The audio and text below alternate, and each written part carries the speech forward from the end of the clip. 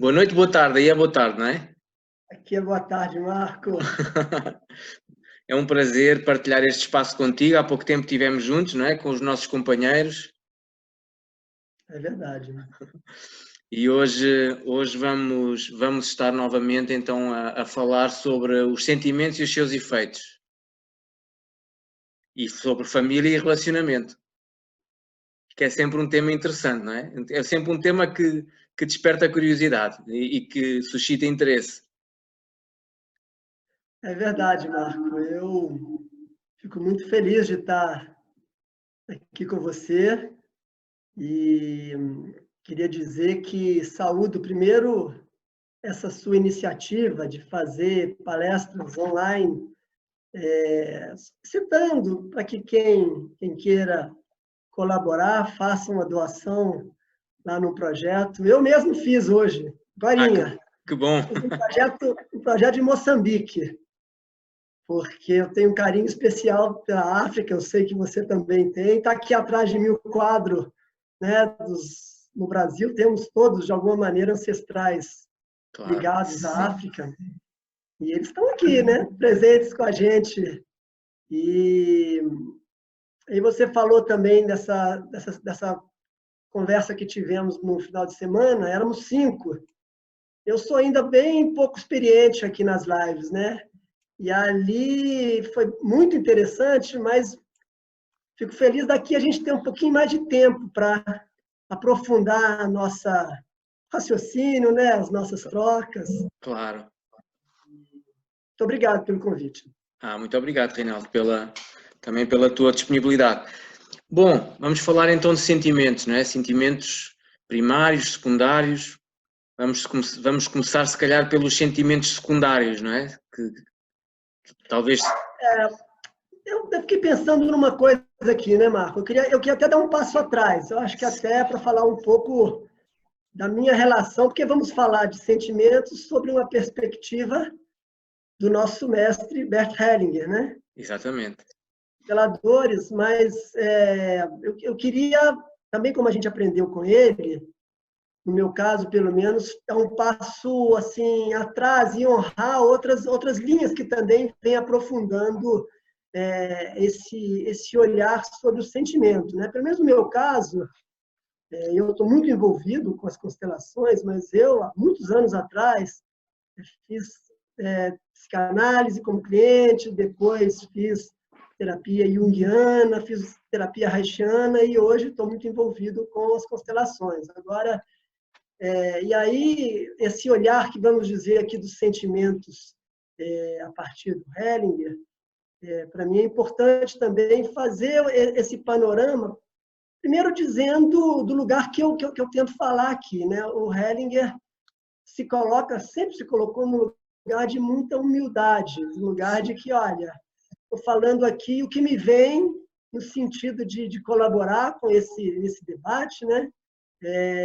Eu me lembro que ele sempre faz essa pontuação de que quem é a mãe, né? A mãe é uma pessoa normal, uma pessoa com acertos e erros. Então, quando você me convida para fazer uma palestra, eu queria deixar claro isso também, né? De que estamos aqui trocando e tentando falar sobre um tema tão abrangente a partir do meu olhar e trocando e tentando colaborar aí com esse debate, né? Então, assim, quando o Freud falou lá descobriu o subconsciente como uma fonte para a gente analisar os sentimentos, aí veio o Reich e trouxe a questão do corpo, né? O olhar para o corpo do paciente, dando um passo além, ampliando um pouco essa perspectiva. O Jung já trouxe essa noção do inconsciente coletivo, esse lugar que ampliou também a análise dos sentimentos para algo que Freud ainda não tinha visto. E o Hellinger, na minha opinião, que está no mesmo patamar desses grandes nomes, trouxe a importância desse inconsciente familiar, né, que está presente na vida de nós todos. E mais do que como um ponto que pode trazer a saúde ou a doença, mais do que como um ponto que pode ser um elo de uma corrente que a gente é só uma ponta da flecha, como a expressão que você usa, o Heringer começou a apontar de como a gente, ao identificar que a gente é parte dessa corrente, a gente pode olhar para trás, dizer sim àquelas pessoas que, de alguma maneira, estão emaranhadas conosco, nós com elas, e com isso a gente pode se liberar, né? Essa é só uma introdução que eu queria fazer antes da gente enfrentar esse tema dos sentimentos, né? E, de fato, na nossa conversa, eu tenho uma experiência com mediação de conflitos, então eu gostaria de também trazer essa discussão, que em tese é uma discussão teórica, né? Sentimentos primários, secundários, sentimentos adotados, metasentimentos, que foi a contribuição importante do Hellinger dentro desse contexto de conflitos, porque aí a gente traz casos concretos e eu acho que pode ser mais fácil para a gente tentar fazer um recorte que nos permita colaborar com essa discussão, né? Então, na nossa live de fim de semana, a gente estava falando, eu especificamente estava falando dessa coisa dos conflitos amorosos de um matrimônio, né? Uma relação entre, casados ou não, uma relação entre duas pessoas. E ali, normalmente, se inicia através do amor, mas muitas vezes acontece que se chega num conflito, numa questão de uma discordância, né? E o que vem normalmente nessa hora com muita força, às vezes com um vigor enorme, é a raiva, né?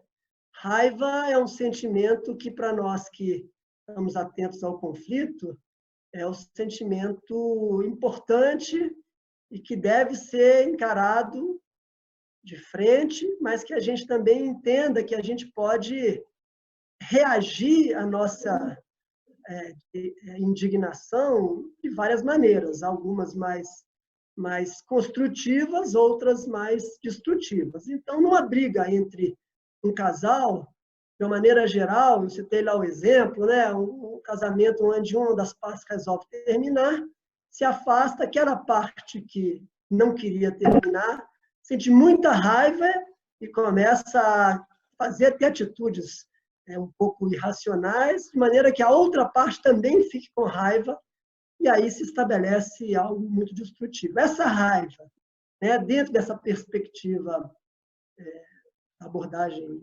hellingeriana, do Hellinger, né, das constelações, a meu ver, é um bom exemplo para a gente começar a ilustrar o sentimento secundário, né? O sentimento secundário, o Hellinger traz ele muito no campo das constelações, né? Ele explica para nós, como consteladores, ficarmos atentos na hora que um paciente, um cliente, ali no campo da constelação, ele está fazendo uma atitude dramática, muitas vezes muito barulhenta, frequentemente de olhos fechados, uma indignação, ele aponta, olha, tipicamente esse é um sentimento secundário. E aí ele nos ensina o que fazer diante disso. Bom, sentimento secundário, para onde o amor dessa pessoa olha? É uma pergunta que ele nos faz. Nós aqui não estamos falando da constelação, nós estamos falando de uma abordagem que pode acontecer no dia a dia da gente. Eu acho que é mais isso que essa live se propõe, né? É verdade, sim. Então, o que ele mostra lá é que esse sentimento secundário ele está vinculado normalmente a uma experiência na infância. É verdade. Muitas vezes, a algo que aconteceu lá atrás, na criança, e que a gente, agora adulto, vive, né, uma decepção, vive uma indignação, e sem perceber o que brota é essa raiva. Então, ele sugere para a gente, e eu, como mediador, sempre sugiro isso nas minhas mediações, e sugiro isso para as pessoas com as quais eu atendo também. Olha só, dê um passo atrás e tente identificar aonde existe um amor por trás desse sentimento da raiva. e muitas vezes esse amor tem a ver com uma tristeza. Essa é a vantagem da live, né? Porque acontece tudo. Eu vou lá desligar ou continuo aqui? Você que tem mais experiência com isso. Podes desligar, faz parte. Espera um minutinho, vou não. Faz parte do processo. Vamos, enquanto aguardamos. Ao improviso, vamos lá. Já sabemos e é bom porque assim torna o processo mais real. Não tem nada aqui planejado, né, Marco? E aí também você contribua aí, me interrompa na hora que você Claro. também, eu acho que o importante é uma troca, né? Mas só para fechar então o raciocínio, quando a gente se percebe, porque isso tem a ver também conosco, né? Eu estou com muita raiva de um irmão que me disse umas coisas que são totalmente descabidas. Ou, né, voltando para essa relação conjugal, né? Recebo uma acusação que me parece inadequada e, sem perceber, já estou na raiva. Antes de reagir, a boa prática desse olhar amplo que as constelações promovem, ela pede para a gente respirar fundo, né? Se conectar com essa raiva, dar um passo atrás e tentar identificar o que está por trás desse sentimento secundário. No dia a dia, numa briga matrimonial, pode ser simplesmente você perceber a raiva de um ataque e você dizer, olha só, eu não quero falar sobre isso agora. Eu acolho o que você me diz, eu ouço o que você me diz, mas eu prefiro, nesse momento, não conversar. Vamos dar um tempinho, eu vou te responder, né? Para que a gente possa também ter esse lugar de dar um passo atrás.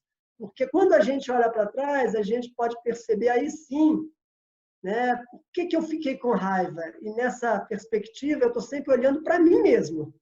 Eu não estou querendo mudar o outro, não estou querendo acusar a minha companheira de ter me dito isso, né, de maneira injusta, porque ela fez o que ela deu conta. Cabe a mim, se eu percebo que eu estou num sentimento raivoso, já estou aqui reagindo a ela, né, na mesma moeda, eu dar esse passo atrás e buscar me conectar com o que tem atrás disso, que seria o sentimento primário. É verdade. É uma introdução fantástica que tu fizeste, Reinaldo, porque o enquadramento é perfeito. E esses sentimentos secundários, não é, que nós por vezes assumimos, como a raiva e outro tipo de sentimentos secundários, eles manifestam-se em muitas áreas da nossa vida, não é? Sendo com frequência, eu diria quase sempre provenientes de uma ferida da infância, não é? É muito comum, não será a melhor palavra, mas é frequente que eles se manifestem em várias áreas da nossa vida quando nós, de alguma forma, de certa forma inconsciente, não é? Tomamos as situações pelas quais passamos e, de alguma forma, há uma ligação inconsciente a essa ferida da nossa infância, não é? E é isso que nos depois faz sair, que faz sobressair um sentimento como a raiva. E é claro que ter a noção, ter essa presença de dar um passo atrás e não reagir quando alguém tem uma atitude connosco da qual nós não gostamos, é o primeiro passo, é o passo fundamental para que nós possamos transformar esse sentimento secundário, não é, em algo que nos permita passar à ação, que nos permita agir de uma forma construtiva, né? E passar de um sentimento secundário então para um sentimento primário, que é o sentimento que nos permite progredir e evoluir. Qual é o risco, ou qual é o prejuízo de não o fazer? O prejuízo de não o fazer é que nós ficamos estagnados, não é? Porque se eu digo eu tenho um conflito com um irmão, ou com alguém da família, ou com o meu companheiro ou a minha companheira, e eu perpetuo esse conflito, não é? A pessoa diz-me, eu estou com raiva estou com raiva de ti ou raiva desta situação, e eu digo, agora que tu falaste isso, eu também estou com raiva. E a outra pessoa fala, agora que tu falaste isso, eu fico ainda com um pouco mais de raiva, quer dizer, não sai daqui deste ciclo, não é? Deste padrão. Então esse passo atrás, ele é fundamental, é também um dos princípios da comunicação não violenta, não é? De dar esse passo atrás e de decidir, ter essa noção, ter essa presença de espírito de decidir, não, vamos deixar este assunto para depois, eu não vou responder agora, eu vou refletir, eu vou-te dar uma resposta mais tarde. Esse é um princípio muito, muito, muito bom, muito construtivo e que permite, sobretudo porque nós sabemos também da nossa vida cotidiana, que por vezes estamos aborrecidos com alguma coisa que aconteceu durante o dia ou temos uma série de preocupações naquele momento, às vezes até nem estamos disponíveis, não estamos totalmente presentes naquele momento e reagir da mesma forma na mesma moeda, não é? É o mais fácil, não é? É o que salta mais rápido. Então, darmos-nos esse tempo, esse respeito connosco e com o outro, não é? De dizer, vamos falar com isto um pouco mais, vamos falar sobre isto amanhã, ou vamos falar sobre isto noutra altura, eu ouço, vou refletir e falaremos depois. Isso é logo, naturalmente, o primeiro passo para nós conseguirmos ressignificar a situação e passar para algo, para uma situação em que podemos levar o processo a um bom porto, a uma solução que seja boa, possa não ser consensual, possa não ser unânime, mas uma solução com que todos possam viver. E, Marco, eu vejo sempre o conflito como uma fonte de aprendizagem.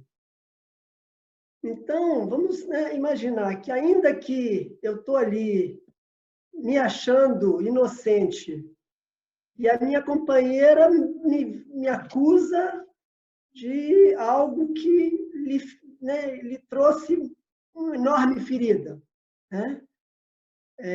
Ainda que ela esteja também no sentimento secundário dela, não me importa, né? Cabe a mim entender o que eu posso fazer para construir a paz, né? Então, em primeiro lugar, é eu me dar conta de que esse passo atrás e ouvir de verdade o que ela está me acusando, ainda que possa ter uma parte de exagero, certamente tem alguma coisa que eu também deva ter feito, né? Porque nada é separado, né? A gente tudo é uma coisa só, né? Se a gente está com essa pessoa e ela se feriu dessa maneira, provavelmente alguma coisa eu também feri, e essa acusação dela pode ser importante para mim. Então, eu dou um passo atrás. Primeiro ponto é perceber, me conectar com a raiva dela e principalmente com a minha raiva. A vontade de eu também partir para cima. Reagir. É a expressão que nós temos no Brasil. Aí, quando eu percebo a minha raiva, quer dizer, como eu julguei ela.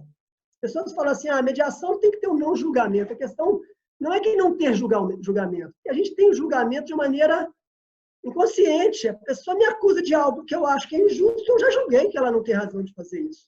Pois é. Mas o não julgamento passa por eu me perceber que eu estou fazendo o julgamento dela, que ela está sendo injusta comigo. Eu respiro fundo e dou esse passo atrás. Não é de não julgar, é de entrar em contato com o meu julgamento e pensar, pera lá, como eu vou agir de maneira adulta em relação a isso. Porque, normalmente, esse momento da raiva é um momento que a gente, quando também quer reagir na raiva, a gente, como eu falei, está no nosso momento infantil, né? Provavelmente, quando a gente sente raiva, esse sentimento secundário, e aí, para mim, a maravilha das informações que o Hellinger trouxe, porque ele traz um conceito que é de uma aplicação prática muito simples. Então, ele fala, olha, você tem se percebe nessa raiva, então dá esse passo atrás. E aí, qual é, na infância, tradicionalmente, um sentimento, não é sempre, mas com muita frequência, na hora que uma companheira vem me de dizer que eu não estou fazendo algo que ela gostaria, que eu não estou dando atenção para ela, ou que eu estou ferindo ela, é possível que eu ali esteja me conectando a quê? Me conectando a uma situação que minha mãe disse para mim lá atrás, com muita frequência, né? E muitas vezes a raiva que eu tenho dessa acusação e dessa companheira pode ter a ver com também uma raiva que eu senti lá atrás. O Hellinger aprofundou muito essa coisa de que a grande maioria das experiências infantis tem aquela situação do movimento interrompido, onde, num certo momento da minha infância mais tenra, por algum motivo surgiu um novo irmão na família, minha mãe adoeceu, por alguma coisa, né, relevante, eu não tive aquele acolhimento da minha mãe que eu gostaria. Então, aquela atenção, né? Então, assim, aí a gente já entra no segundo conceito dele. Qual seria o sentimento primário? Eu dou um passo atrás na raiva, me conecto. A minha raiva, me conecto também com a minha tristeza. Primeiro, a tristeza de que a minha companheira, essa mulher que eu escolhi para estar aqui do meu lado, mãe do meu filho, ou não tenho filho, mas que ela está me fazendo uma acusação que não me parece justa. Mas eu tenho que ir além, porque se isso também me dá muita raiva, provavelmente eu tenho que me conectar. O sentimento da tristeza, ele pode, de fato, gerar uma ação quando eu percebo que essa minha raiva, né, com a minha esposa, ele pode estar conectado a uma tristeza desse abandono com a minha mãe, e aí é o importante eu entrar em contato com essa tristeza. E esse é o sentimento primário, um exemplo de sentimento primário, o Hellinger sempre enfatiza nas suas falas, enfatizava, né, mas ele está presente com a gente até hoje, que é a partir de onde a gente, de fato, pode tomar ação em direção ao futuro. Porque, veja, enquanto eu estou com a raiva, eu estou apontando o dedo para o outro. Eu estou apontando o dedo para a minha mulher, que está sendo injusta comigo. Às vezes, indiretamente, eu estou ali apontando o dedo para aquela mulher que, quando eu fui criança, não fez aquilo que eu esperava dela. Né? Não esteve de acordo com a minha expectativa, não é? Com a minha expectativa. Isso.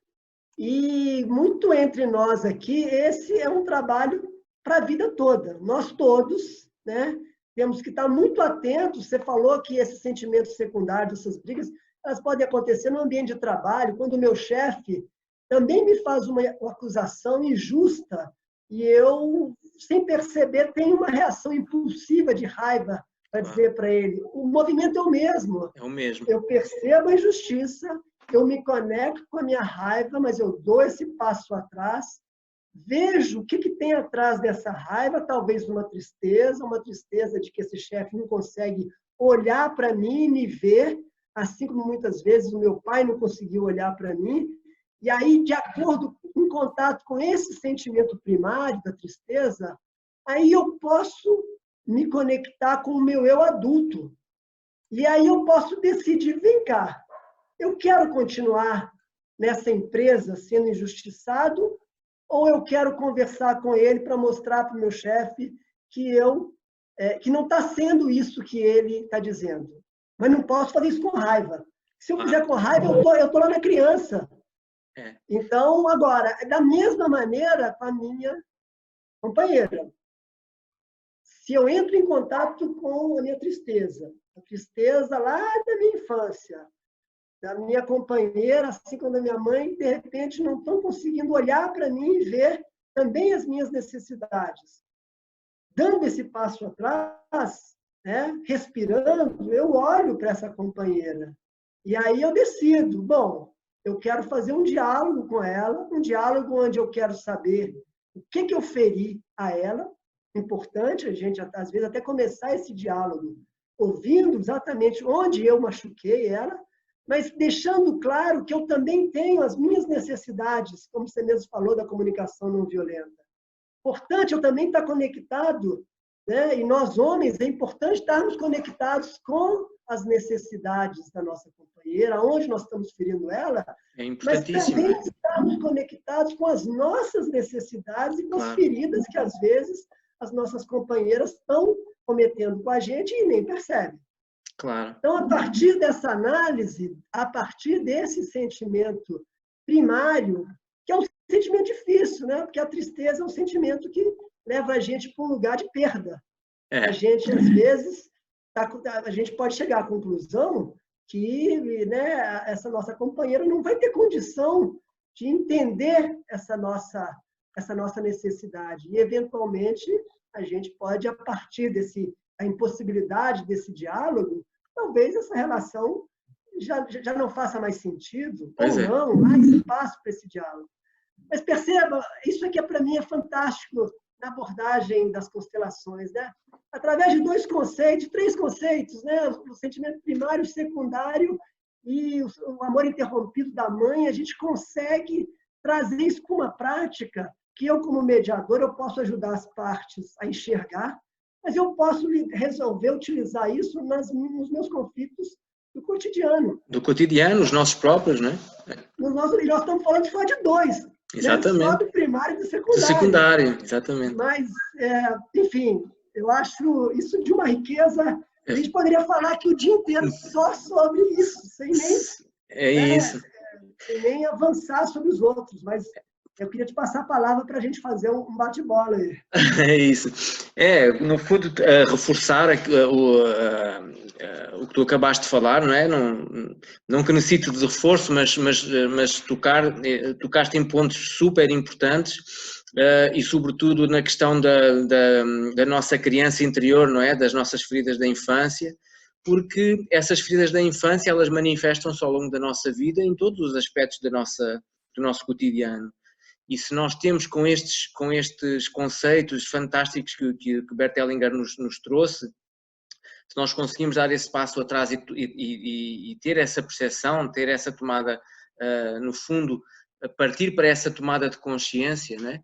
Isso permite-nos agir de uma forma diferente, permite-nos ter uma postura diferente, uma postura que seja mais conciliadora, não é? Que seja de promover essa cultura de paz entre homens e mulheres, e não só, em todos os relacionamentos, não é? Em todas as relações de casal, profissional, com família, com filhos, enfim. E um aspecto muito importante que tu falaste e que eu gosto muito de realçar e que com frequência eu comento é o sermos capazes de ouvir outros, termos uma escuta ativa, estarmos presentes, mas também sermos capazes de falar das nossas necessidades. Não só ouvir as necessidades do outro, mas ouvir as nossas, porque por vezes a outra pessoa que está à nossa frente, ou a situação com que nos deparamos, as pessoas com que nos deparamos nessas situações, essas pessoas não têm noção, muitas vezes não têm consciência, não têm noção das nossas necessidades. E nós, a partir desse lugar de adulto, sermos capazes de uma forma, como dizer, assertiva, de uma forma assertiva, expor as nossas necessidades, sem exigir nada, apenas dizendo a minha necessidade é esta, né? Eu ouvi a tua parte, agora a minha necessidade é esta. Esse é um passo muito importante para no fundo, passarmos para aquela ação, para passarmos para aquela atitude, aquela postura que nos permite ter algum tipo de resultado, não é? Para não ficarmos permanentemente presos ao sentimento secundário que, no fundo, nos mantém estagnados, cristalizados. E uma forma, muitas vezes, de fazer isso é dizer assim, olha, aquela atitude que tiveste comigo causou-me dor, causou-me raiva, causou-me tristeza, e eu sinto isto há muito tempo e agora quero ressignificar este sentimento e quero fazer algo com isto. Quero dar um passo além desta situação. Já que com frequência em constelação, e essa é uma das grandes bênçãos que a constelação nos traz, é, por exemplo, quando um filho carrega algo por um pai, não é? Isso é frequente ver em processo de constelação, dizer, meu querido pai, querida mãe, eu carrego este sentimento há demasiado tempo e agora eu vou deixar convosco aquilo que é vosso e vou seguir com aquilo que me diz respeito e vou levar a minha vida para a frente com aquilo que me diz respeito. Então esta é uma forma, ao invés de acusar o pai, não é?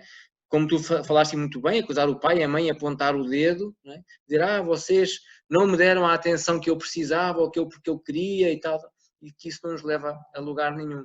E com frequência nas relações, porque nós, naturalmente, mesmo tendo consciência disto, por vezes escorregamos, não é? Porque às vezes, não, com frequência, não é possível estar todo o tempo com esta presença, não é? Presença de espírito, estar todo o tempo presente, mas qual é o benefício, a grande vantagem de ter consciência disto e de tomar conta disto? É que nós, quando escorregamos, rapidamente retomamos o nosso centro, não é? Conseguimos rapidamente retomar o nosso centro. E se calhar se no passado um conflito podia durar horas, dias, semanas, meses, hoje, presentemente, com esta consciência e cada vez mais conseguindo passar esta mensagem, nós podemos retomar, não é? Regressar a um ambiente de mais paz, de mais uma cultura de maior, uma cultura de paz, passando por este processo muito mais rapidamente. Né? E com frequência, por exemplo, os homens, quando falamos de uma relação de casal, se for um casal heterossexual ou não importa, mas quando sendo um homem, quando a nossa companheira nos diz algo ou nos diz como fazer algo, com frequência isso vai nos soar como a voz da nossa mãe quando nos dizia para fazer algo, não é? Ou a voz do nosso pai quando nos dizia para fazer algo. E se nós temos alguma reserva ainda com os nossos pais, naturalmente que isso vai então ser um gatilho, não é? Para se calhar algo até que temos vontade de fazer, mas como não queremos atender àquilo que é que foi o pedido do nosso pai ou da nossa mãe, vamos recusar aquela sugestão, não é? Ou aquela recomendação. E isso são dinâmicas que surgem nas relações e que estão muito associadas aos sentimentos secundários, não é? Então o passo Marco, é esse. Eu, assim, né, a gente vê a importância de tentar transformar essa relação de acusação com os pais para ressignificar isso, né? Então, é o que você estava falando. A gente, né, começa com a acusação, se percebe acusando, e o primeiro passo é a gente, a partir do contato com esse sentimento primário, da tristeza, a gente olha para eles de uma nova forma. Né? Normalmente, o primeiro passo, depois de entrar em contato com essa tristeza, é da aceitação. Né? Eu aceito que foi assim. Eu aceito que os meus pais me deram aquilo que eles conseguiram e foi o melhor que eles conseguiram. Né? Eu digo sim para eles. Mesmo que eu gostaria que fosse diferente, aceitação é um passo.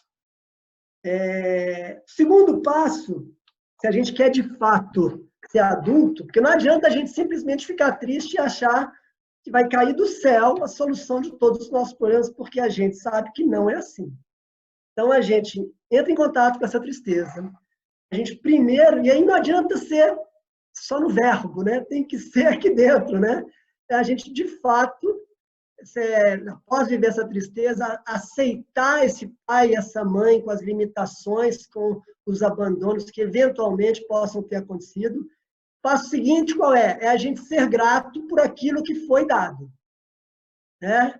Então, eu me conecto com a minha tristeza, eu aceito, eu agradeço pelo que foi possível.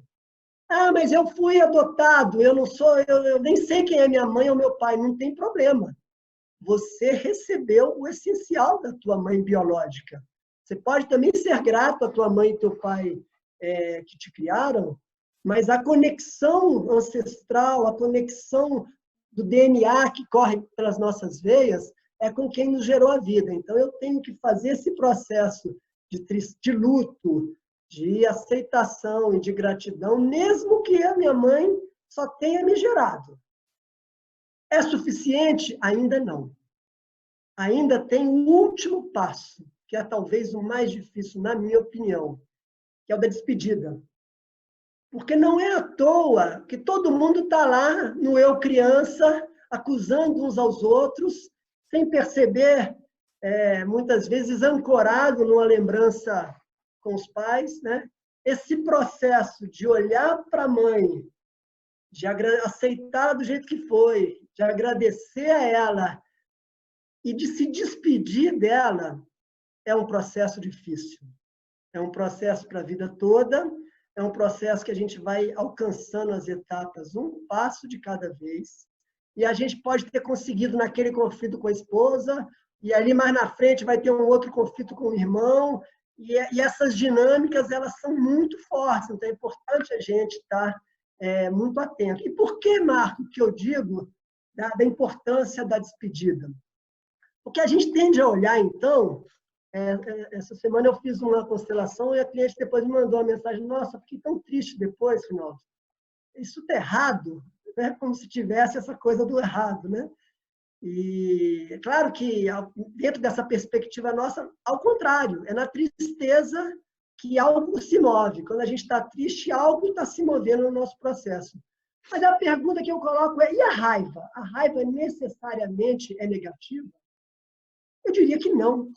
A raiva, às vezes, é muito positiva, pode ser positiva, mesmo quando haja um sentimento secundário. E aí, eu vou falar um pouco do meu caso. Eu fui o filho mais velho, eu fui o filho certinho, meu irmão mais novo era meio que o rebelde. Eu me formei, fui orador de turma, empregado numa multinacional, trabalhava no Citibank, sonho de consumo de todo pai, papai e mamãe, mas eu estava infeliz, muito infeliz. Eu saí de Belo Horizonte, minha terra natal, para morar no Rio, um pouco para tentar me desvincular daquela cultura familiar mineira que era diferente dos meus valores, né? E mesmo estando em outra cidade, mesmo estando independente financeiramente, mesmo estando...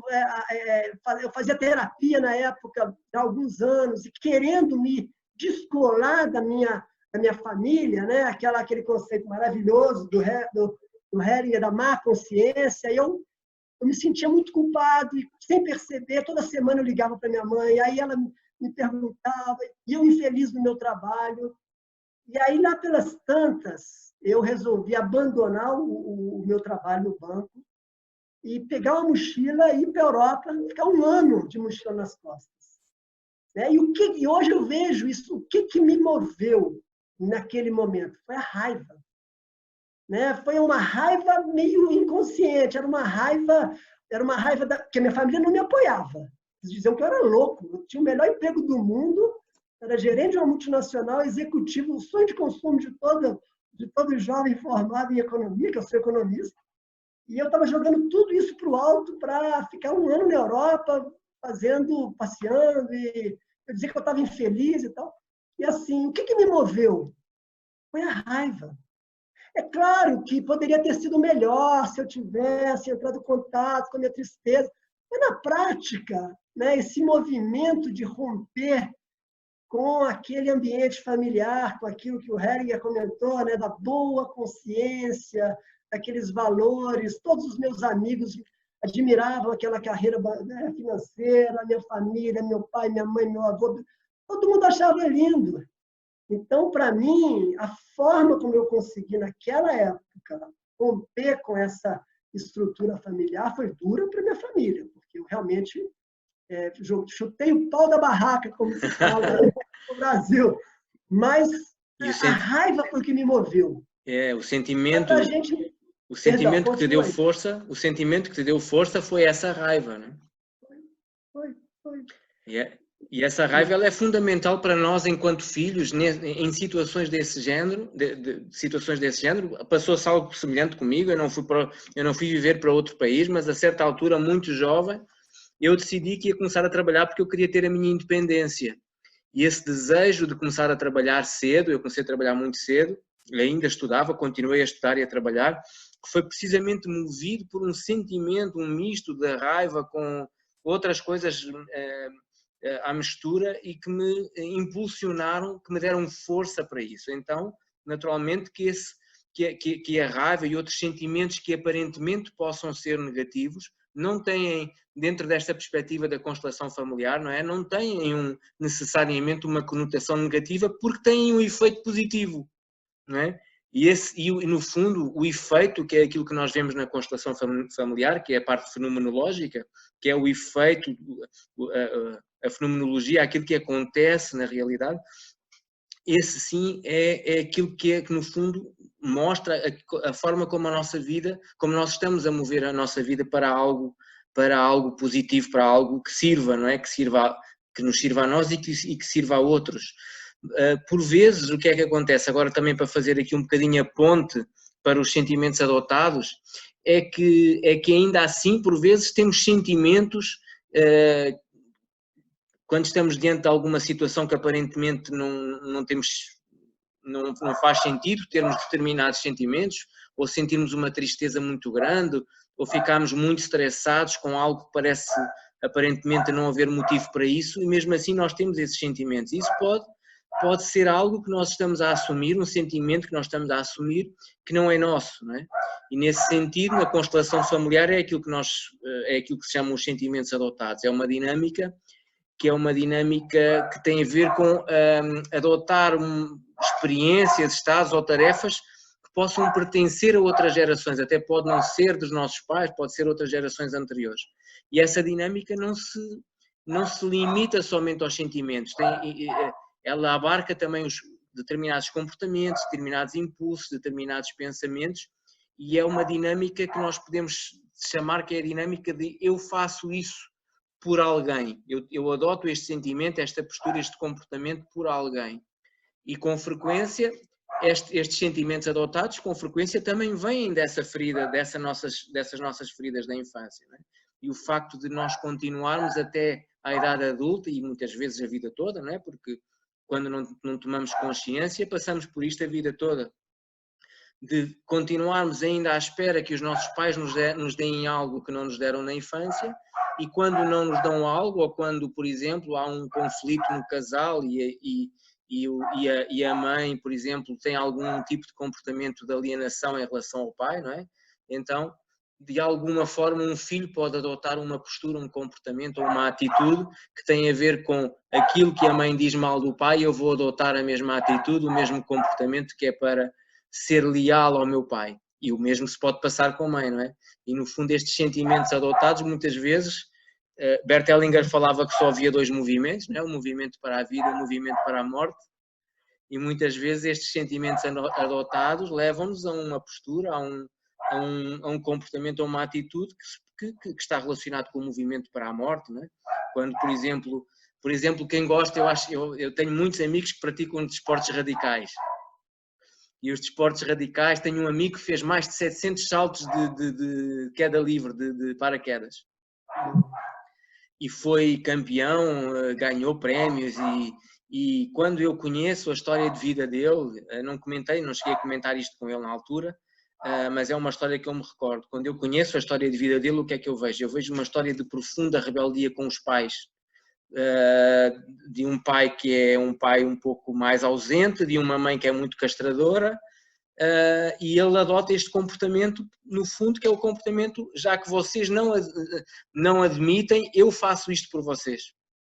E isto, no fundo, é aquilo que nós podemos chamar dos sentimentos adotados, e que em certa medida não, em grande medida, eles acabam por nos tirar um bocadinho aquilo que é o foco do nosso propósito, não é? Daquilo que é aquilo que nós podemos fazer por nós e pela nossa vida. E acabam por ser sentimentos que nos absorvem muita energia. Não é? Por exemplo, eu falando, posso testemunhar o meu próprio caso, não é? Eu sou filho, a certa altura os meus pais decidiram separar-se, eu tinha 10 anos, nesses 10 anos eu tive um contacto com o meu pai de 2, 3 anos também, portanto já era uma relação que os meus pais tinham de aproximação e afastamento com frequência, não é? Aproximavam-se, afastavam-se, aproximavam-se, afastavam-se, e a certa altura decidiram mesmo avançar para o divórcio. E isso levou-me a, durante muito tempo, viver somente com a mãe, não é? E fruto desse conflito entre os dois, eu com frequência, porque ela não tinha consciência disso, não é? Eu com frequência ouvia alguns comentários menos bons acerca do meu pai. O que é que isso me levou? Levou-me em determinadas fases da minha vida a assumir, a adotar um comportamento rebelde, né? E no fundo próximo daquilo que eram as atitudes que ele tinha, não é? De alguma forma para o honrar, não é? Para demonstrar, já que vocês não olham para ele, eu faço, não é? E tomo e assumo esse comportamento, essa atitude. O que é que isso me trouxe? Isso trouxe-me um desgaste muito grande, sobretudo energético, e também um pouco o desviar-me daquilo que seria o meu percurso normal, escolar, profissional. Não é? É claro que, por um lado, foi esse o padrão, foi essa a dinâmica. Por outro, também me trouxe a tal força, não é? Que me levou a procurar a minha independência. Então, voltamos aqui sempre àquela dualidade, não é? Aqueles opostos. Então, se por um lado é um processo que me pode levar a adotar um sentimento, uma postura e um comportamento que não é exatamente o meu, por outro também me pode despertar sentimentos que me levam a fazer algo por mim, não é? E isso acaba por ser, no fundo, nós acabamos por viver muito nestas dualidades, não é? Nestes, não são extremos, mas nestas dualidades.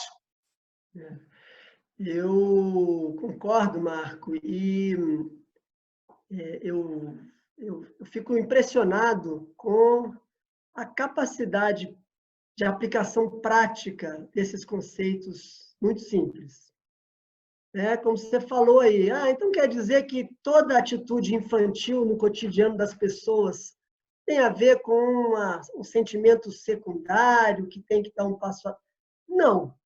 Você citou aí vários casos onde, às vezes, eu tenho uma atitude que é uma atitude que me leva para o menos, né? que me causa problemas, e não necessariamente tem a ver com sentimentos secundários ou primários. Tem a ver com aquilo que o Jung já falava, né? Que, às vezes, que é o que o Hellinger chama de emaranhamentos, mas que todos os grandes psicólogos falam de perceberem repetições nas estruturas familiares, que salta 2 gerações, a pessoa que tem um suicídio aqui, 2 gerações de novo suicídio, 2 gerações de novo suicídio, às vezes nas seguintes, alcoolismo, a mesma coisa, várias questões, e assim, a gente aí... esse tipo de situação, muitas vezes, pode ser olhado numa constelação.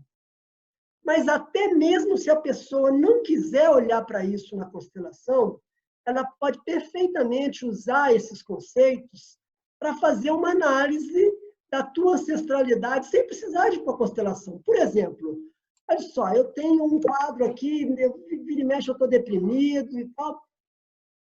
Aí eu começo a fazer uma pesquisa da minha árvore genealógica. Meu pai e minha mãe não têm esse sintoma. Aí eu vou e converso com eles, converso com as tias, e aí eu começo a descobrir algumas coisas que nunca tinham me falado. Eu começo a descobrir que o meu avô é uma pessoa que, no final da vida, pode ter tido crises de depressão, de que saía para a rua e ficava chorando no meio-fio, e a família tinha que ir atrás dele, e tudo. Uma informação que, se a gente não procura, não vem.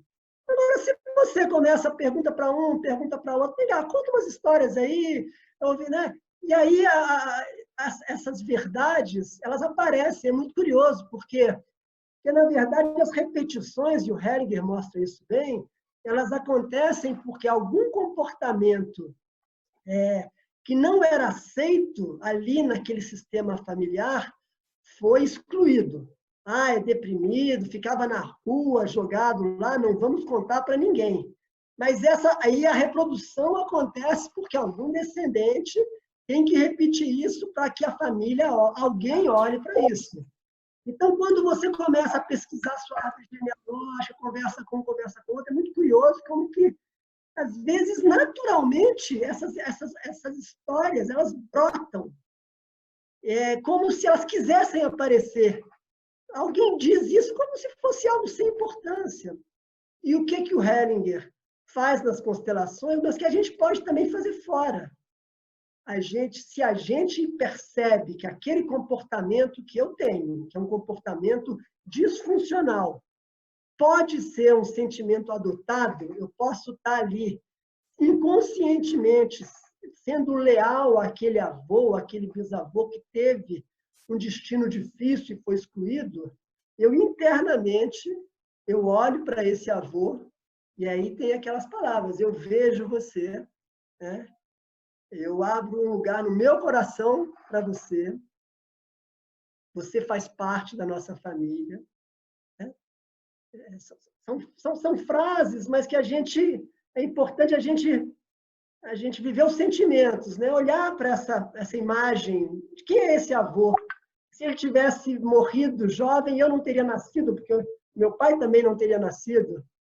Então, essa contribuição do Hellinger nos sentimentos adotados, de que você não só pode ter uma disfunção que é fruto de uma lealdade inconsciente, mas você tem condição de se curar quando você olha para essa pessoa, você integra ela na sua família, você pede a ela autorização para fazer diferente, você vira de costas para ela e você se despede. É a mesma história que a gente falou lá em relação à mãe e pai. É o caminho de contactar de verdade a tristeza que esse personagem da minha história deve ter vivido por ter sido esquecido pela família e ninguém mais conta essa parte da vida dele. Né?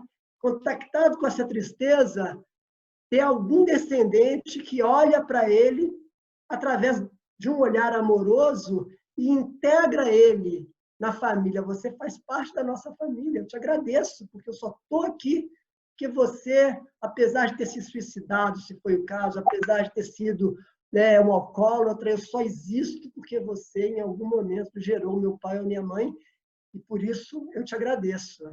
E fez parte, né? E muitas vezes o que a gente vê na constelação é que demônios se transformam em anjos. Pois é. A gente pode transformar uma maldição, algo que poderia ser visto como uma maldição. Poxa, esse suicídio está se reproduzindo aqui em 4 gerações.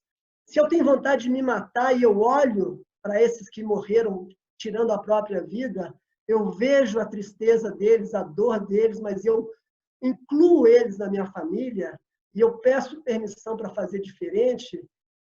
E para a gente que acredita, conforme também Hellinger sempre falava, que os mortos eles estão presentes de uma maneira especial. Eles se tornam os nossos anjos da guarda. Né? Eles podem ser aquelas figuras que vão dar força para a gente, porque justamente a partir daquele momento, aquele descendente vivo, a ponta de uma flecha que foi lançada atrás, muito antes dele, né? Lá nas cavernas, né? Finalmente, alguém vivo consegue ter um olhar de não julgamento, de não ser certo e errado, integrar aquele ancestral alcoólatra que matou, né? No coração, não são palavras, né? E seguir em frente, porque aí a força passa a fluir nessa grande correnteza que é a nossa árvore genealógica. E isso dá para quem está no nosso lugar e para os nossos filhos uma força que a gente vê, eu vejo nas escolas, eu vejo na minha vida, que já estamos falando aí do 4º sentimento, né? Meta-sentimento. Você quer falar do 4º meta-sentimento, Marco? Fala aí. Vamos sim falar sobre os meta-sentimentos, não é?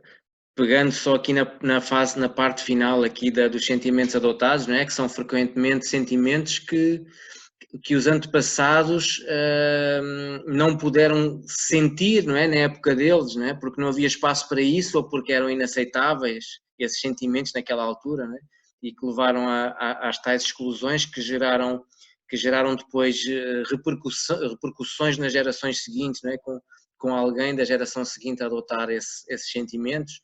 Quando nós tomamos consciência disso, né, podemos colocar os sentimentos adotados dentro do contexto certo e da pessoa a quem realmente pertencem, através da constelação familiar, e dessa forma, colocando-os no contexto e na pessoa a quem realmente pertencem, nós podemos efetivamente tomar a nossa força e pedir então pedir a autorização para fazer diferente, não é? Integrar e para pedir a autorização para fazer diferente, pedir a bênção no fundo, não é? Para fazer diferente. E isso leva-nos então Marcos, posso só fazer uma pequena parte? Sim.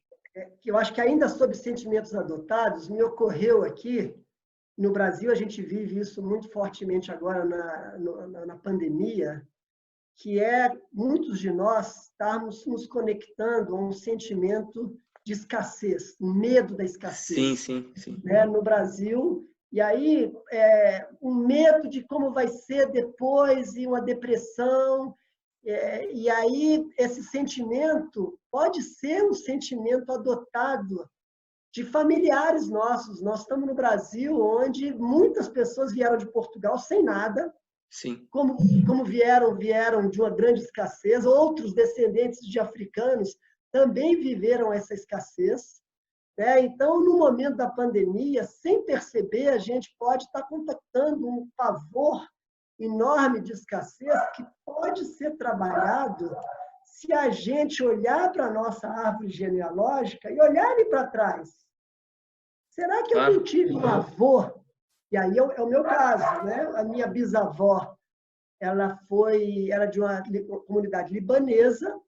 Ela, aos 14 anos, se apaixonou por um homem brasileiro, foi deserdada pela mãe, que era libanesa, síria.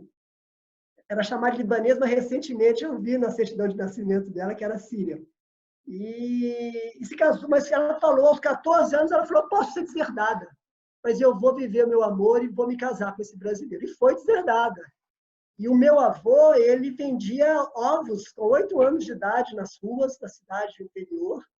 Depois foi para o Rio de Janeiro com 13 anos, com muita dificuldade. Depois voltou para Minas para lavar a garrafa de uma indústria de cervejas, virou presidente da indústria, virou diretor da Federação das Indústrias de Minas Gerais, foi vice-prefeito da cidade, foi deputado federal. Mas a gente tem no gene da nossa família essa lembrança da precarização, né? da escassez. Então, alguns de nós, da nossa família, pode estar tendo uma atitude, né, de perceber a pandemia como uma grande oportunidade, mas outros podem estar se conectando com essa escassez, porque as lealdades são assim, né? Meio que por sorteio. A gente se vincula nessas correntes da vida a um mistério, né? Então, eu só queria lembrar que isso é muito importante. Mais uma vez, como esses conceitos da constelação têm uma aplicação prática no dia a dia de cada um de nós, né? Nessa conexão que uns estão tendo com a pandemia de uma coragem de se reinventar e outros com muito medo de morrer ou de muito medo de ficar sem dinheiro para pagar as contas a partir da retomada. Então, estamos falando de sentimentos adotados. Desculpa te interromper, mas eu não queria perder esse bonde. Não, foi ótimo, foi espetacular. E eu agora eu acabei por ficar um bocadinho depois aqui desligar do que estava a falar, mas já me recordo. É que o que é que acontece? Nós, tendo noção, não é, de que adotamos um determinado sentimento e podemos então olhar para esse sentimento dentro do contexto certo e da pessoa a quem pertence esse sentimento até pode continuar, porque nós podemos não conseguir minimizá-lo de imediato, não é? Mas sabendo, por exemplo, que uma depressão, que eu posso me sentir deprimido, e que esse sentimento pode vir de um antepassado, ou pode vir da minha mãe, ou do meu avô, ou da minha avó, ou sei lá, uma agressividade, podem ser sentimentos não vividos por essas pessoas, podemos aos poucos desapegar-nos deles, não é? Sem que essa pessoa precise se identificar com isso, mas quando o faço, desapegando-me desses sentimentos aos poucos, fazendo a integração dessa pessoa, para essa pessoa há um grande alívio ao escutar, ao saber que o sentimento é o certo, mas não o lugar e a época, não é? Então, isso é uma forma que eu também, através deste trabalho magnífico que é a constelação familiar, consigo aceder a não gosto muito de dizer ferramentas, mas a uma abordagem que me permite, de uma forma, como tu falaste, bastante simples, com 2 ou 3 princípios, não é? Poder fazer algo que se calhar nas gerações anteriores não foi fácil chegar a esse ponto. Não é? E chegamos então aqui à questão dos metasentimentos, que é quando eu olho para toda a minha família, para todas as gerações que vieram antes de mim, e consigo olhar para todos eles e colocar a todos no meu coração, eu estou a contribuir para o quê? Estou a contribuir para que haja paz no meu sistema familiar. E a paz aqui eu posso já adiantar que é aquilo que nós podemos chamar um meta-sentimento, não é? Que é um sentimento que é maior, não é? Que é algo maior, é algo que eu até posso não vislumbrar, porque é algo tão grande que eu por vezes posso não conseguir abarcar no meu campo de visão, não é? Mas eu, quando assumo este comportamento, esta atitude e tenho esta consciência, eu estou a colaborar para que esse sentimento de paz se instale, não é? E aí já estou a movimentar-me naquilo que é um meta-sentimento. O meta-sentimento pode ser, a paz é um meta-sentimento, por exemplo, a humildade é um meta-sentimento também, não é? Não sei agora aqui outros exemplos, agora não me estou aqui a recordar de outros eu poderia dar alguns, assim, também ligado a essa pandemia, né? Sim, bom, é uma boa. O Hellinger, de novo, né? Ele dá o diagnóstico, ele dá os conceitos que ajudam a gente no dia a dia a perceber e fazer o diagnóstico se estamos indo para menos ou para mais. E, de alguma forma, ele dá a receita, né? Então, por exemplo, ele fala dos metasentimentos como aqueles sentimentos que você bem falou, são sentimentos sem emoção. E tem tudo a ver com aquele lugar que a gente falou dos primários e secundários, que eu me percebo no sentimento infantil da raiva, eu dou um passo atrás para analisar melhor aquilo. Eu posso entrar em contato com essa tristeza, mas esse olhar distanciado tem a ver com metassentimentos. A análise se dá nesse lugar do metassentimentos. E aí eu vou te dizer como a gente pode aplicar isso aqui no Brasil, né? O Brasil é um país que está no pico do número de mortes. Ontem nós batemos no Brasil o recorde de mais de 1.000 mortes. Diferente da maior parte dos países da Europa, a gente está num crescimento exponencial do número de mortes, né? Então, a gente certamente ainda vai crescer bastante. E no momento de uma enorme dor, porque não só a gente vê as pessoas morrendo, como vê muitas vezes que a gente vive num país que tem situações complexas ali nas favelas e as pessoas já está acontecendo nos estados mais pobres do norte do país, do nordeste, onde estão morrendo pessoas que não têm estrutura, né? Pessoas que já são muito sofridas. E, ao mesmo tempo, a gente vive uma situação de instabilidade política enorme, onde, sem entrar nos julgamentos, o governo federal diz uma coisa que não tem que fazer isolamento, aí os governadores estaduais... Aí, assim, olhar para isso tende a nos dar um sentimento de muita tristeza, né? E o que seria o meta-sentimento? É a gente dar de novo um grande passo atrás, sabe, Marco? E a gente dizer sim à vida, ao destino, né? Porque calhou do Brasil, né, com todas as suas dificuldades, ser atingido por essa pandemia, especialmente num momento de enorme instabilidade política, onde o ministro da Saúde já mudou 2 vezes e agora está sem ministro da Saúde, eu não sei como vai ser isso, mas esse está sendo o destino do Brasil, né? Então, olhar para esse cenário com uma perspectiva mais neutra, sem emoção, não significa ser indiferente à dor dessas pessoas, porque eu, em particular, eu nem vejo televisão, para ser bem sincero, porque aquilo me dói profundamente na alma, ver não só o cenário diário como, né, a perspectiva que temos. Mas a pergunta é, o que me leva para o mais nesse momento? Eu estou aqui confinado dentro do possível, que eu também, às vezes, tenho que sair. Me leva para o mais ficar aqui arrasado, vendo as notícias da televisão, ou me leva para o mais me conectando, dando esse passo atrás e, de alguma forma, de novo, dizendo sim ao destino do Brasil, né, nesse momento, acreditando que tudo está a serviço de algo. Né? Eu, como mediador, o meta-sentimento é o lugar da postura do mediador. O mediador está o tempo inteiro, quando ele está ali ajudando as partes, né, ele está o tempo inteiro buscando ampliar esse olhar do conflito. Você foi agredido pelo teu coleguinha em sala de aula, isso eu sei que é muito doloroso, mas vamos dar um passo atrás. O que será que você falou para esse amiguinho que ele te deu um soco na cara?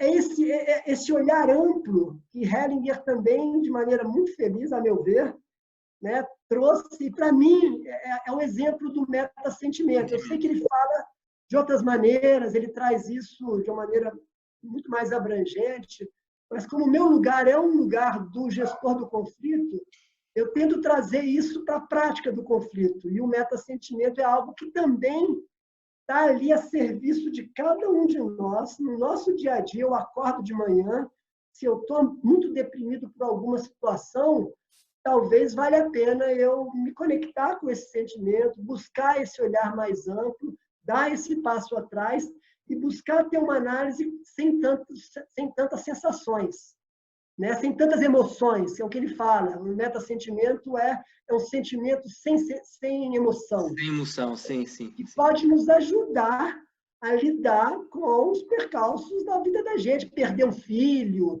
né? Ter um filho assassinado, como a gente teve no Brasil, uma criança assassinada de 14 anos aí. Né? Tem uma certa hora que você tem que buscar esse lugar de aceitar, porque senão fica muito pesado. Pois é algo, é uma atitude, é uma postura que requer algum treino, não é? Por vezes não conseguimos chegar lá de um momento para o outro e é por isso que é importante procurarmos também quem nos possa aconselhar, quem nos possa dar algum tipo de recomendação, de sugestão, não é? E esta noção que Bert Hellinger nos deu sobre os meta-sentimentos, de procurarmos que seja olhar para as coisas com esse distanciamento, não é? Dando esse passo atrás e procurando não deixar que a emoção em determinadas situações se sobreponha àquilo que é necessário, não é? Que nos permite também e que também é algo que nos serve, que serve à nossa sobrevivência, não é? E é muito importante nesse campo também da nossa sobrevivência. É claro que, como tu falaste e muito bem, quando se tem uma perda muito grande, não é que se deixe de sentir, continuamos a sentir, não é? Mas serve a médio e longo prazo, serve-nos manter-nos deixarmos-nos ficar num sentimento secundário, por exemplo, não nos serve provavelmente, não nos traz benefício. Então procurarmos sair daí desse lugar e adotar uma postura sempre que possível que nos permita ter este distanciamento, não é? Este sentimento sem emoção que o Bert Hellinger nos comentou, nos deixou e tanto escreveu sobre isso, não é? Trabalhou sobre isso. E que é, no fundo, algo que está, naturalmente, como tu falaste, muito presente na tua postura como mediador e que está presente também, ou pelo menos deve estar presente naquilo que é a postura e o comportamento do facilitador de uma constelação familiar, não é? Para não se deixar, de alguma forma, levar por aquilo que é a história do cliente, no fundo, não é? Do constelado. E essa é uma postura que é importantíssima e é fundamental para o desenrolar de uma boa, para que permita que surja uma boa solução, uma imagem e uma boa solução, uma solução que seja boa para o sistema daquela pessoa que está ali a colocar o seu, no fundo, algo que precisa de ser olhado. Bom, nós estamos já com mais de 1 hora de live, de conversa. Aqui a minha cadela também está connosco, porque ela vai ladrando, vai latindo, é porque ela está a gostar, certamente. está a contribuir, está a dar o contributo dela também para a nossa live. E eu diria que nós já falámos, já avançámos muito hoje. Creio que podemos, quem nos estiver a ver e a ouvir, se tiver alguma questão que queira colocar, é bem-vinda a questão. Se eventualmente não for oportuno agora, também poderemos responder posteriormente, não é? E quem sabe, sim? Tem alguma pergunta? Senão eu teria alguma coisinha para falar, mas tem alguma pergunta? Não, de momento não temos ainda perguntas. Eu queria só fazer um fecho aí de duas coisas que você falou, né? Uma é, assim, essa postura do Hellinger, que tem tudo a ver com a mediação, do não julgamento, de dizer sim para as coisas, não tem nada a ver com uma atitude passiva.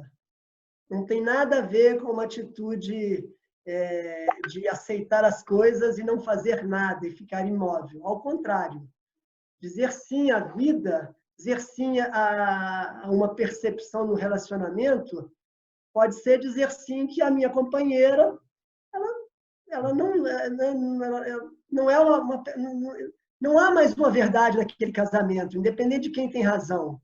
Dizer sim ao outro é a gente aceitar o outro como a gente é, e às vezes é esse sim que nos faz se movimentar. Isso acontece com a companheira, isso acontece com os pais. Então, o sim, queria enfatizar isso, né? Nessa perspectiva do não julgamento, não tem a ver com perdoar. Não tem a ver com aceitar o outro como ele é, aceitar a mim com as minhas necessidades e, de maneira madura e adulto, tomar uma ação para aprofundar um relacionamento ou para me despedir desse relacionamento. Eu queria também fazer um agradecimento, primeiro ao teu convite, porque eu sempre tive facilidade da escrita. Eu sempre fui uma pessoa que me senti muito mais confortável com textos e muito menos confortável com vídeo. E você foi quem me convidou para fazer a live pela primeira vez na semana passada. Estamos fazendo essa aqui, que de alguma forma, na live passada, eu trouxe essa questão de sentimentos primários e secundários, porque me deu vontade de fazer uma coisa, né, encadeada.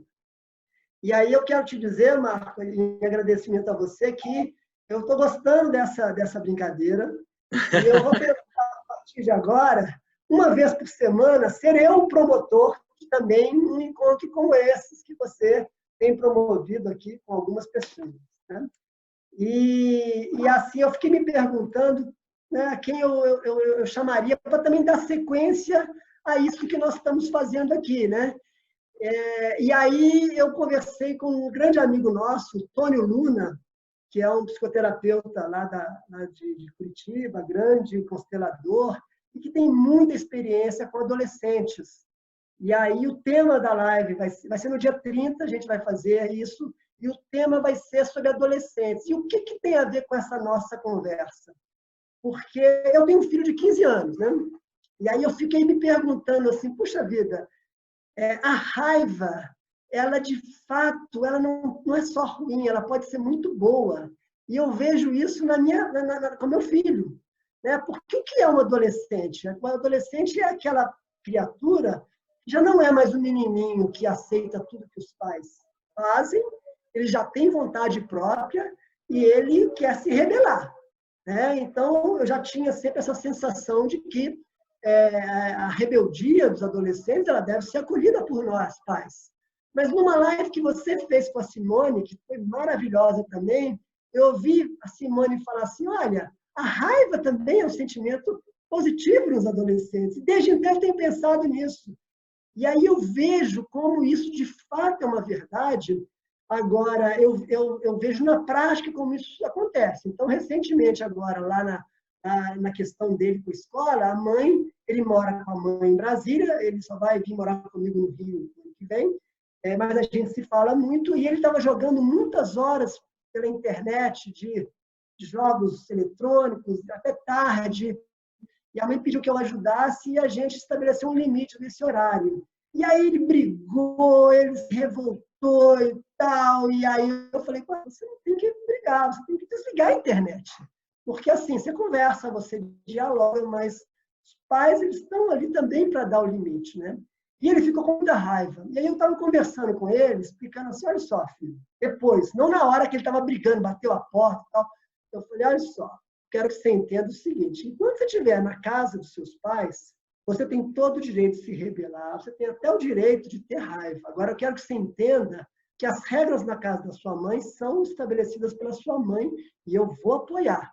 O que você tem que entender é o seguinte, a forma como você expressa a tua raiva, isso é uma coisa que você vai ter que aprender para a tua vida inteira.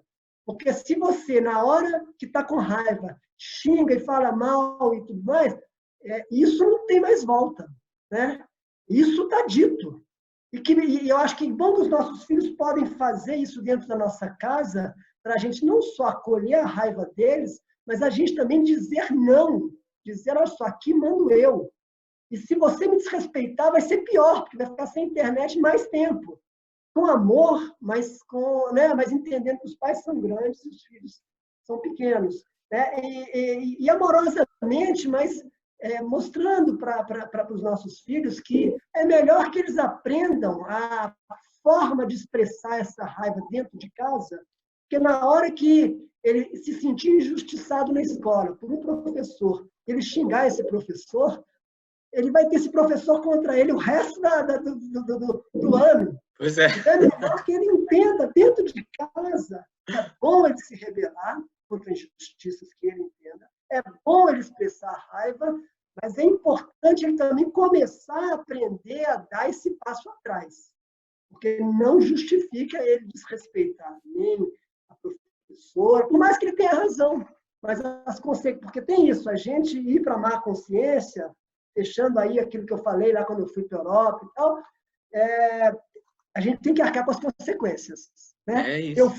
Eu fui com o meu dinheiro, quando eu voltei, eu não consegui emprego, tive que pedir empréstimo para os meus pais, com o rabinho entre as pernas, até voltar a conseguir emprego, o país estava em recessão, eu fiz concurso e me equilibrei. Então, assim, é bem-vinda a rebeldia, é bem-vinda a má consciência, é bem-vinda a raiva, mesmo quando sentimento secundário, mas a gente entender que tem que arcar com as consequências. É que o movimento para a má consciência, ele leva-nos para a evolução, sem dúvida, mas nós também temos que ter a noção que temos que conseguir sustentar essa nossa, não é? E dar suporte àquilo que queremos fazer, não é? No fundo, e com os filhos, amar é uma escolha, não é? Nós escolhemos amar os filhos independentemente daquilo que eles possam fazer, que façam algo, tenham só atitudes, vamos dizer assim, boas atitudes, ou que tenham más atitudes, nós vamos amá-los na mesma. Agora, eles vão ter que arcar com a consequência daquilo que é o seu comportamento e a sua atitude. E como tu sabes, nós temos 3 aqui em casa, não é? E a dinâmica é muito semelhante. A dinâmica é muito semelhante. E uma coisa que funciona muito bem, e é que é muito semelhante à dinâmica que tu tens com a mãe do teu filho, é precisamente quando a mãe manda fazer alguma coisa, quando a mãe diz para fazer alguma coisa, ainda que eu possa não concordar de imediato, eu digo assim, a mãe mandou fazer, vocês param tudo e vão fazer. Se eu não concordo, eu depois falo em privado com a mãe e digo assim, olha, eu preferia que fosse assim, desta forma ou daquela. Mas é a mãe que vai dar a indicação depois. A mãe que se vai mudar a ordem, entre aspas, que ela deu, é ela que o faz, não sou eu que faço por ela, precisamente para não lhe tirar a autoridade. E isso tem funcionado muito bem, tanto no caso dela como no meu. Funciona muito bem. É claro que isto é algo, são comportamentos e atitudes que nós podemos adotar tendo consciência deles, não é? Mas que demora o seu tempo, não é? Isto é algo, quando temos um filho, não é só para um dia, nem para uma semana, nem para um mês, é para a vida toda, não é? Então é algo que nós temos que ser, também requer muita atenção, muita presença, não é? Porque eles têm uma habilidade tremenda para contornar, não é? Para passar no intervalo da chuva. E tenho a certeza que vai ser uma live fantástica e eu faço questão de estar presente para assistir e para vos apoiar também aqui deste lado, e vou convidar aqui as pessoas com quem eu habitualmente contacto para assistirem, porque tenho a certeza que vai ser uma live muito bem passada e uma conversa muito interessante e que nos vai trazer muita coisa boa, muitos benefícios, muita tomada de consciência. É isto, querido amigo. Da minha parte é só agradecer. Estamos todos juntos, né? A gente vai. Essas conversas são também uma oportunidade para a gente, ao desligar aqui a câmera, a gente continua pensando, né? Puxa Pois vida, aquilo que o Marco falou. Aí o meu post no Facebook de domingo, que eu faço isso uma vez por semana, já tem mais de 2 anos que eu tenho me disciplinado para escrever algo, assim, né? Também não tomar muito tempo, mas é isso, né? A gente está a serviço da vida e se expondo e compartilhando. Eu estou muito feliz de estar aqui falando com você. Eu também muito feliz por teres aceito o convite, aprendi muito com aquilo que falamos hoje, gostei muito de te ouvir. Tu tens uma forma muito clara e muito, de alguma forma, de encadear os temas, não é? E de fazer no fundo, de trazer exemplos práticos que são entendimento muito fácil, e para mim é uma aprendizagem também muito, traz-me sempre coisas muito positivas, algo de muito positivo, sobretudo também nesta fase que eu estou aqui a terminar depois de vários anos de trabalho, a terminar a minha apresentação para levar a Bruxelas, não é? E então todas estas reuniões, conversas, até a preparação tem sido de uma riqueza fantástica para o meu trabalho. Eu agradeço-te imenso. Querido, eu queria que você, estando com a editora do meu livro em Portugal, a Helena, mande um abraço para ela. Eu queria de público agradecer mais uma vez a você por ter mediado esse contato, ter levado meu livro para o trabalho nas escolas aí para Portugal. E em breve esperemos encontrar pessoalmente, né? Quem sabe? Quem sabe no Brasil dessa vez. Pois é, vamos lançar a semente para o universo e deixar que ela cresça. Rinaldo, muito grato, um grande abraço e até breve. Vamos encontrar a oportunidade de fazer uma nova live, talvez com outro tema também que seja interessante para todos. Um grande abraço. Um abraço para você também e para todos aí. Tudo bom, obrigado.